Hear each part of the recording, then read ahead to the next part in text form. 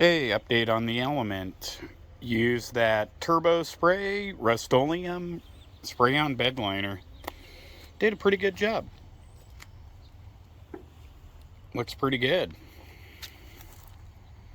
The rest of the plastics on the Element are going to be coated in that. And here is why we had to replace the catalytic converter. Look at what these guys did just to steal a catalytic converter. I mean, you could have went an inch the other way and have been totally fine. But people are people. Yeah, I got a new one, now I gotta get a new O2 sensor, and yeah, she's not too happy. It doesn't work at all. So, an update on the Element. I'm gonna be rolling this all into one video. Ended up trying to hunt down a good used AC compressor. Oh, I know, just buy new. Well, sometimes you can get really lucky buying used parts. So I ended up going to 3 wrecking yards. The first one tried handing me a pump that was completely locked up. The second one told me, oh, come back on Wednesday. Well, I just showed up. Walk in, talk to the lady behind the counter, and she's like, well, we went to the one car and it wasn't there. I'm like, okay. She goes, well, I tried to go to the other car and it wasn't there. And I asked a very simple question. Wouldn't you generally leave it on the motor when you pull the motor out of the vehicle? Well, no, we don't do that. Huh. So when you're buying a quote-unquote complete motor, you don't get it with accessories anymore? I mean, I understand you can part everything out and maximize your profit. But on the other hand, if your yard management team,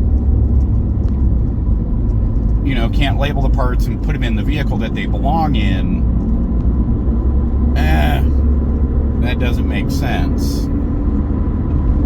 Basically, don't list a part if you don't have it, especially when the vehicle had only been there 10 days.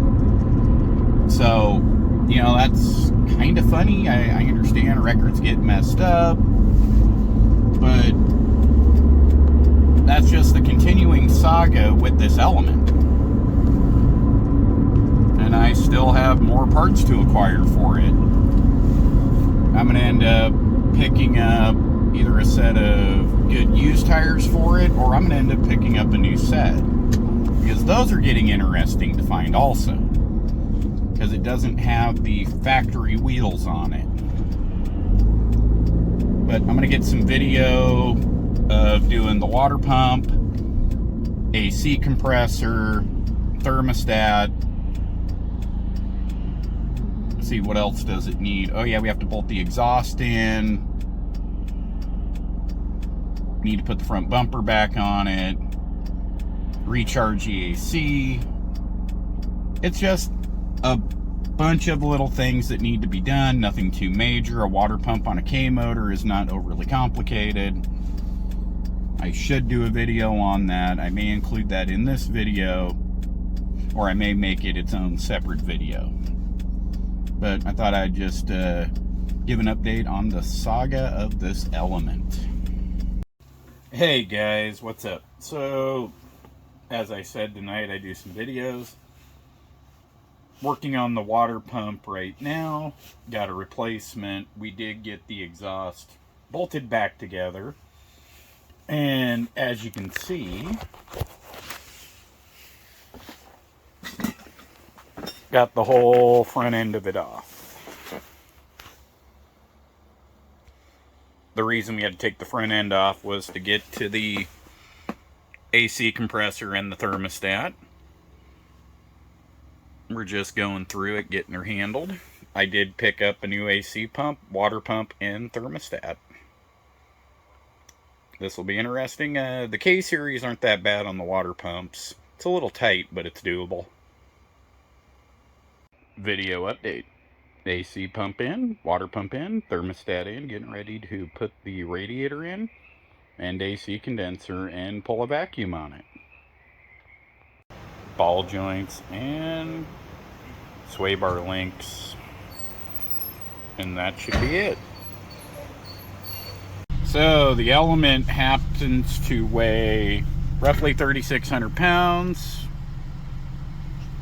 Just got done with the sway bar links and ball joints.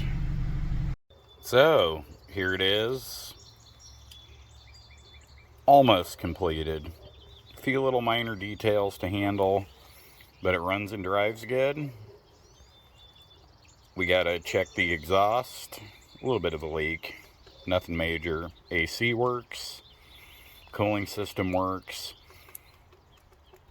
got the lights on the front, got those Jeep wheels on it. Those are 235 75 15s.